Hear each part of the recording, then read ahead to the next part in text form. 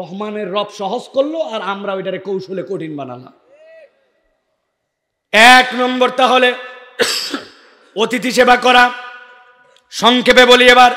দুই নম্বরে মানুষকে ক্ষমা করে দেওয়া। ক্ষমার উপরে কোনো গুণ নাই, ক্ষমা হচ্ছে ইসলামের সবচেয়ে বড় গুণ। সকল পয়গম্বরের মধ্যে ক্ষমার গুণ ছিল।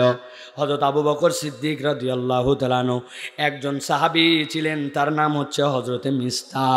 ওই মিস্তার ফ্যামিলি দেখাশোনা করতেন, খাওয়া পড়া বাড়ি ঘর সব দেখতেন। বেচারি গরিব সাহাবী, কোনো কামাই রুজি ছিল না। হযরতে মিস্তাহকে বললেন, যাও মদিনায় তুমি চলে যাও। নবী সিগন্যাল দিয়েছেন আমরাও আসবো। আবু বকর রাদিয়াল্লাহু তাআলা সব খরচে তার পরিবার চলে। ওই মিস্তাহ মদিনায় গেলেন। ইতিমধ্যে মদিনায় নবী আসলেন। এরপরে একটা যুদ্ধ হলো, যেই যুদ্ধের মধ্যে আয়েশা রাদিয়াল্লাহু তাআলা গেলেন। যাওয়ার পরে ফেরার সময় আয়েশা রাদিয়াল্লাহু তাআলার গলার হার হারাই গেল। তিনি উটের পিঠ থেকে নেমে গেছেন, সাহাবীরা খেয়াল করে নাই, হালকা মানুষ। ও একটু দেরি করে আসলো, মুনাফিকরা রটায় দিল। আল্লাহর নবী ইয়াং সাহাবীদের সাথে আয়েশা রাদিয়াল্লাহু তাআলা আছেন, তিনি নিশ্চয় কোনো দুশ্চরিত্রমূলক কাজ করেছেন। নাউজুবিল্লাহ। নবীজি পর্যন্ত আয়েশার থেকে আলাদা হয়ে গেলেন। ওই মিস্টার রাদিয়াল্লাহু তাআলা আনহু, যিনি আবু বকরের সকল খরচে চলতেন, তিনি পর্যন্ত ওই মুনাফিকের দলের মধ্যে বলতে শুরু করলেন, হলেও হতে পারে। আবু বকর সিদ্দিক রাদিয়াল্লাহু তাআলা এমন মনে কষ্ট পেলেন, তোমার খাওয়াই, তোমাকে পড়াই, তোমাকে আমি সফর করাই, মদিনায় আনছি, আর তুমি পর্যন্ত, তুমি তো অন্ততপক্ষে আমার ফেভারে থাকবে, তুমিও আয়েশার বিপক্ষে কথা বলে যাও, আর কোনোদিন তোমার সাথে সম্পর্ক নাই, আর কোনোদিন তোমারে কিচ্ছু দিব না। আল্লাহ সাথে সাথে আয়েশা রাদিয়াল্লাহু তাআলার পবিত্রতার আগে ওই আবু বকরের আচরণের কারণে নবীর প্রতি আয়াত অবতীর্ণ করলেন। আল্লাহ সাথে সাথে বললেন, ওয়ালা ইয়াতালি উলুল ফাদলি মিনকুম ওয়াসসাআতি আইয়ুতু উলিল কুরবা ওয়াল মাসাকিন ওয়াল মুহাজিরিন ফি সাবিলিল্লাহ। আল্লাহ বলছেন, কোন আল্লাহর রাস্তায় যে ব্যক্তি হিজরত করেছে, কোনো মুহাজিরের জন্য শোভনীয় নয় যে সে কাউকে কোনো কিছু দেয়, কারো জন্য একটু কল্যাণ করে, কিন্তু ওই কল্যাণে সে তার মেয়ের বিপক্ষে এরকম কথা বলছে বলে তার থেকে এগুলো সরাই নিবে। এটা কোনো মুহাজিরের চরিত্র হতে পারে না। মুহাজিরের চরিত্র কি হবে? আল্লাহ বলছেন, ওয়ালিয়াফু ওয়ালিয়াসফাহু। দায়িত্ব হচ্ছে তুমি তার দোষ ত্রুটিকে উপেক্ষা করো, তাকে ক্ষমা করে দাও। সুবহানাল্লাহ। কার ব্যাপারে? নিজের মেয়ের ব্যাপারে ব্লেম দেয়, আর আল্লাহ বলে উপেক্ষা করো, মাফ করে দাও। আল্লাহ এরপরে সাবধান করছেন, আলা তুহিব্বুনা আন ইয়াগফিরাল্লাহু লাকুম ওয়াল্লাহু গফুরুর রহিম। তোমরা কি চাও না তোমার আল্লাহর কাছে তোমাদের ঠেকা আছে যে ওই রব তোমাদেরকে ক্ষমা করে দেন? এই আয়াতে কারিমার দ্বারা বোঝা যায়, যেই মানুষ দুনিয়াতে মানুষের দোষ উপেক্ষা করে ক্ষমা করে, আল্লাহ ওই বান্দাকে ক্ষমা করে দেন। কিন্তু আমাদের ক্ষমার চরিত্র আর নাই।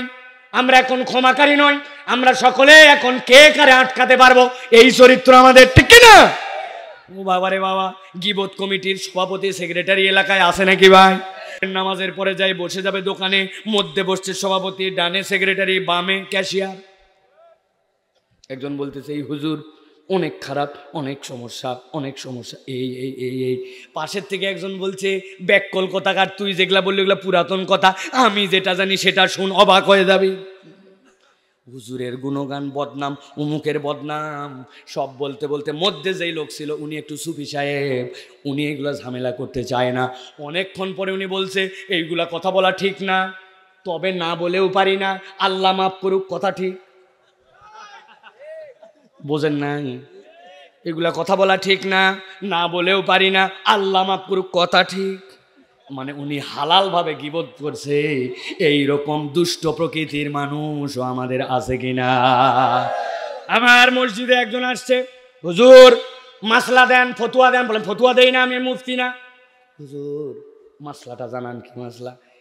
আমার ইমাম 10 বছরের পিছে নামাজ পড়ি, 3টা এমন দোষ খুঁজে পাইছি, ওই ইমামের পিছে নামাজ পড়া যাবে কিনা? আমি বললাম, মুসল্লিরা আসেন আসেন। অনেকদিন পর একটা লোক পাইছি, উনারে জড়ায় ধরলাম, কপালে চুমা দিয়ে বললাম, সবাই চুমু দেন। কই হুজুর আপনার কাছে মাসলা নিতে আসছে, আপনি চুমা চুমি লাগাইছেন কেন? আমি বললাম, ভাই আপনি কত ভালো মানুষ, 10 বছরে হুজুরের 3টা দোষ পাইছেন, আর আপনার জীবনে কোনো দোষই নাই। বলছে, হুজুর কি বলেন, আমার জীবন দোষে ভরা। আমি বললাম আপনার জীবন দোষে ভরা, আর হুজুরের 3 দোষ নিয়ে আপনি আসলেন, আপনার তো সাহস বিরাট। আমাদের সমাজে আছে কিনা? নিজের গুয়ের গন্ধ পায় না, কিন্তু মানুষের গন্ধ খুঁজে বেড়ায়। আমার আল্লাহ বলছেন এইটা কোনো ইমানদারের চরিত্র হতে পারে না। ওয়ালিয়াফু ওয়ালিয়াসফাহু, দোষ ত্রুটি উপেক্ষা করো আর মানুষকে ক্ষমা করতে শিখো। যেই ব্যক্তি ক্ষমা করে রব্বুল আলামিন সেই ব্যক্তিকেও ক্ষমা করে দেয়। সুবহানাল্লাহ। 3 নম্বরে মানব জীবনের শ্রেষ্ঠ গুণ, দুনিয়ার মানুষের সর্বশ্রেষ্ঠ গুণ হচ্ছে সততা। সকল পয়গম্বরের মধ্যে সততা ছিল। আল্লাহ রাব্বুল আলামিন কোরআনুল কারীমের মধ্যে বলছেন, ইয়া আইয়ুহাল্লাযীনা আমানুত্তাকুল্লাহ ওয়া কুনু মা'আস সাদিকিন।